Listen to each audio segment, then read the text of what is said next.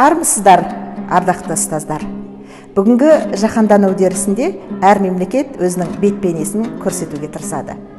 Мемлекеттің әрбір азаматы елінің тарихын білуге, құндылықтарын қастерлеуге тиіс. Неге десеңіз, біздің дүниетанымыз еліміздің тарихымен тікелей байланысты. Мәселен, елбасының «Ұлы даланың жеті қыры» атты мақаласында төл тарихын білетін, бағалайтын және мақтан тұтатын халықтың болашағы зор делінген. Сондықтан да өткенін мақтан тұтып, бүгінін бағалай білетін, келешекте оң көзқарас танытатын жастар бүгінгі қоғамға қажет. Жастардың білімін өшіреді. Терең білім тәуелсіздігіміздің тірегі, ақылымыз, азаттығымыздың аласпаны демекші. Ауданымызда жас толқын атты жастар қауымдастығы құрылған еді. Қауымдастық жастары өздерінің креативті ойларымен ауданымыздың білім беру саласында түрлі жаңа жобаларды жоспарлап отыр. Әрине, бұл құптарлық іс.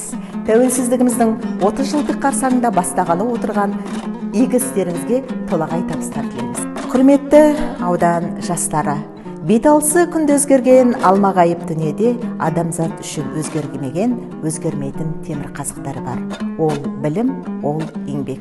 Ендеше сіздердің білімді, білікті ойларыңызбен талай асуларды алады деген ойдамыз. Тәуелсіз Қазақстанның келешегі, елін сүйетін, мемлекет мүддесін қорғауды өз борышы санайтын жастардың қолында.